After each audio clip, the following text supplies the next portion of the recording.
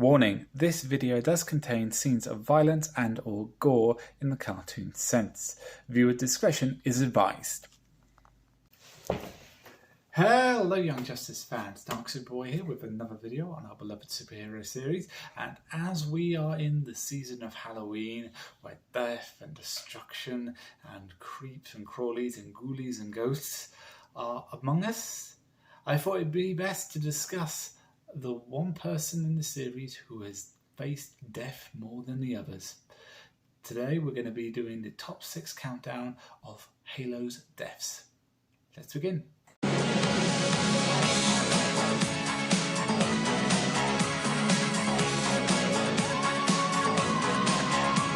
Yes, this video is all about Halo. Kind, beautiful, warm, shy, and apparently the Kelly of the Young Justice universe.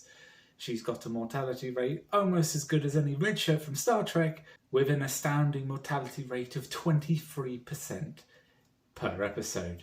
And today we're going to be counting down which one of those deaths is the most popular as voted by you, my subscribers, followers on Twitter and DeviantArt groups. Number 6, boomerang to the chest.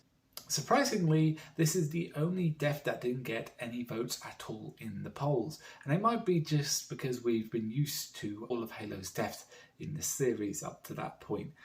Also, not very special and informative, it's just a boomerang to the chest. It's not as gory as the usual ones. Number 5, near decapitation.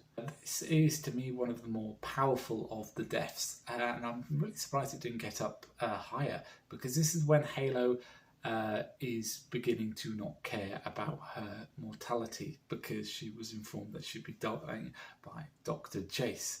And it had a rather striking scene of she's willing to save her friends at the expense of her own pain. Also, this might just be seeing if she can actually permanently die rather than dying a slow and possibly horrifying death from whatever Dr. Jace had said that was going to happen. Number 4, hook to the chest. Although I wouldn't have put this as number 1, I certainly would have thought it would make the top 3, as it's the most gory one that I've actually seen. Simple as, when trying to escape the bounty hunter Lobo with Forager, Lobo did the equivalent of Mortal Kombat's "Get Over Here." Halo!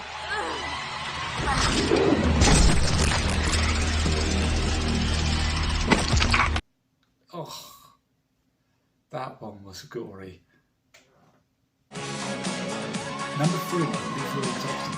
The only death we never actually see all the way through is Halo's death in a flashback via Dr. Jace's killing of her before she actually becomes Halo. Although this is an important death in the scene of learning Dr. Jace's character, it is a death we don't necessarily have to see to know how evil she is, and is the least goriest death on this poll. Number 2, neck snap. Again, not the most goriest of deaths in this poll, but certainly had one of the worst sounds to it. Before we even knew Halo's ability could bring her back from the dead, we got this lovely death of her from the shadows when trying to find where Brion's sister was. None of that. No! No!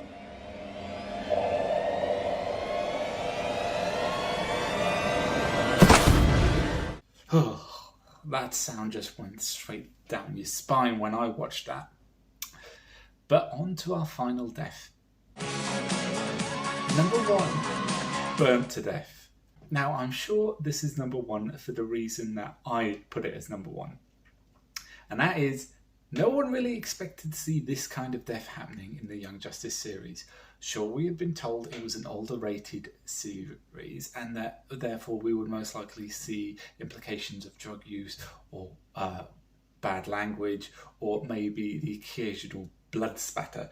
But never did I expect to see a death as gruesome as this in the show. No!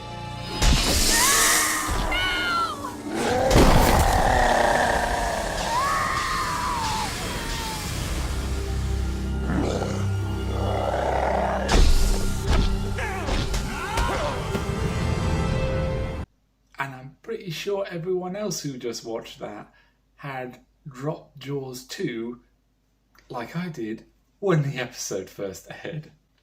And that's it. That's all the Halo's deaths this season in Young Justice Outsiders. Maybe we'll get to see some next season, although I do hope not. And you gotta be wondering what Zira Fazal is thinking of all the times the writers want to kill her. If I were you, Zira, I would actually start charging them per death. Did you agree with the order? Do you think there are other deaths coming in the next season? Please comment below. I've been Dark Superboy. This has been a video on Young Justice. Please like, comment and subscribe. And as always, let hope burn bright. Bye.